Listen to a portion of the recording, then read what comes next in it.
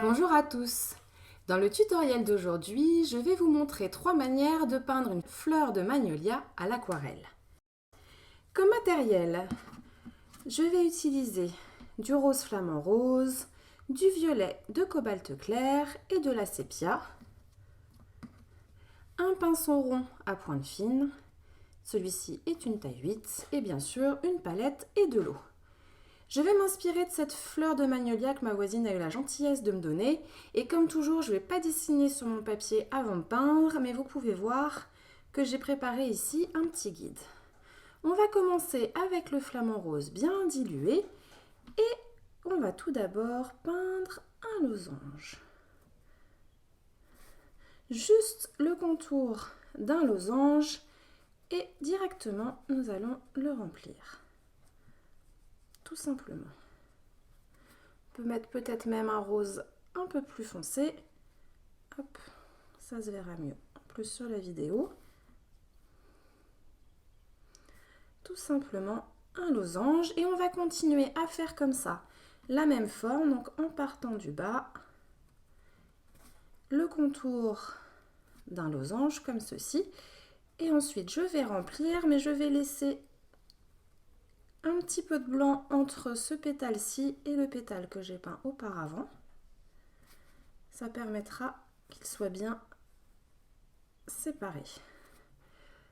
Je vais continuer comme ça à ajouter d'autres pétales, toujours d'abord la silhouette de mon losange et ensuite je remplis. De la même manière, je vais ajouter un dernier pétale sur le côté comme ceci. Je vais essayer de laisser un petit peu blanc. Et on va terminer par un pétale sur le côté, donc toujours la même forme de losange. Là, elle est peut-être un peu trop pointue. Et je vais remplir tout de suite. Maintenant, je vais prendre de mon violet de cobalt clair et je vais en ajouter à la base. Le but est vraiment de foncer toute la base de la fleur et la peinture va se diffuser un peu plus vers le haut. Je vais en profiter pour faire, toujours avec mon violet, une ligne comme ceci. Pour terminer, je vais rincer mon pinceau et je vais prendre ma sépia pour dessiner la petite branche. Donc je fais 3 petits traits qui partent de la base de ma fleur et ensuite, tout simplement, je dessine ma branche et je vais ajouter pour terminer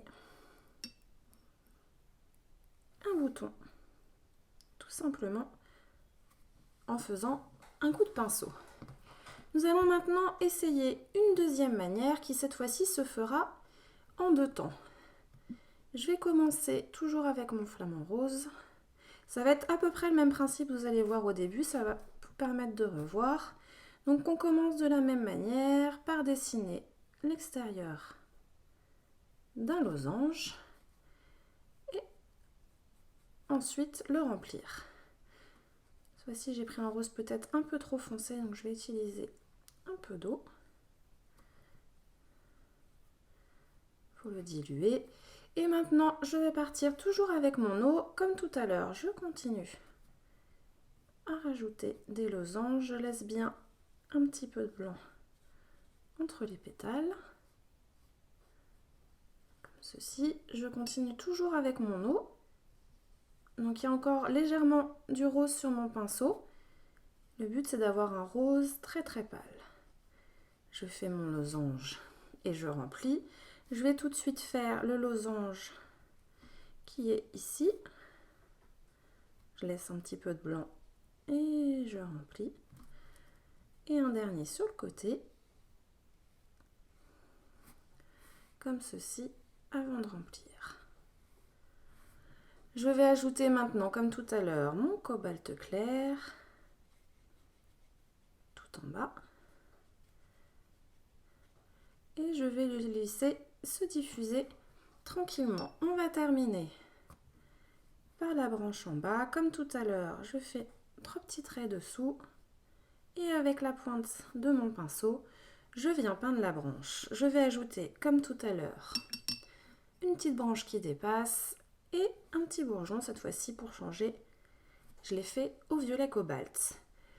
On rajoutera encore un contour tout à l'heure, mais pour l'instant, on va laisser sécher cette première couche et passer tout de suite à la troisième fleur. Je vais continuer cette fois-ci, on va faire d'une manière différente avec mon violet de cobalt. Et comme d'habitude, je dessine mon premier losange, comme ceci. C'est pas grave si la silhouette n'est pas très belle, on va remplir après. Ensuite, je vais mettre du violet sur toute la partie basse du pétale, comme ceci. Je vais rincer mon pinceau et je vais venir remplir, en partant du haut, tout le pétale. Le but, c'est de garder le contour visible. On va peindre maintenant tous les pétales de la même manière. Donc je vais continuer avec mes losanges. Le deuxième est plus petit. Comme ceci, je vais foncer la partie basse. Comme ceci, je rince mon pinceau et je vais venir remplir, hop, tout le pétale. Donc le but bien sûr c'est de venir remplir le pétale avant que la peinture n'ait le temps de sécher. Ça jusqu'en bas. Et on va continuer de cette manière pour chaque pétale. Donc encore une fois, je fais le contour de mon losange, je rince mon pinceau et je vais venir remplir, hop, tout le pétale. Encore une fois, on va faire les deux petits en un morceau. Donc je fais un losange ici, j'en fais un autre ici. Je mets du cobalt à la base. Je vais d'ailleurs en profiter pour foncer un petit peu plus les autres pétales, comme ceci. Je rince mon pinceau et je vais venir mouiller,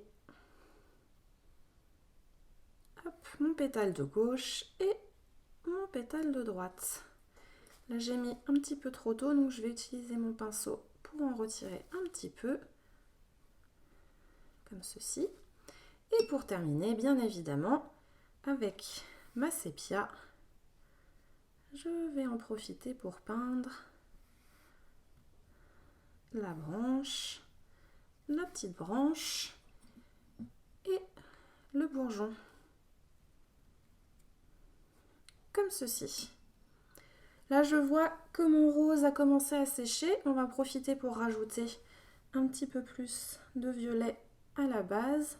Donc ça, c'est bien sûr uniquement si votre fleur est encore humide. Si elle est complètement sèche, ne rajoutez pas de violet, mais si elle est encore humide, profitez-en. De la même manière, sur ma fleur d'à côté, je vais pouvoir remettre un petit peu de cobalt.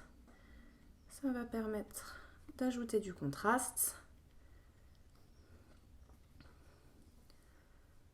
Et je vais en remettre encore un petit peu plus sur celle-ci. Maintenant, nous allons laisser sécher cette première couche et on ajoutera ensuite un petit peu plus de détails à la fleur du milieu. Maintenant que mes fleurs sont sèches, je vais en profiter pour ajouter un contour à celle du milieu. Pour cela, je vais utiliser toujours mon pinceau et le violet de cobalt clair que je vais diluer un petit peu. Et je vais tout simplement refaire mon losange. Pas mis assez de peinture. Je vais tout simplement refaire mon losange. Donc, j'essaye pas du tout de faire quelque chose qui soit parfait. J'aime bien si le losange, la silhouette du losange dépasse un petit peu du pétale.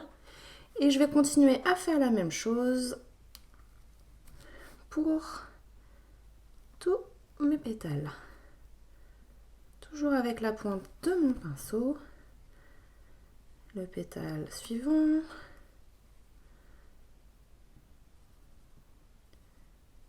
comme ceci. Et le dernier, donc j'utilise mon pinceau de manière, j'essaie de le tenir presque à la verticale, ça me permet de faire un trait qui est plus précis.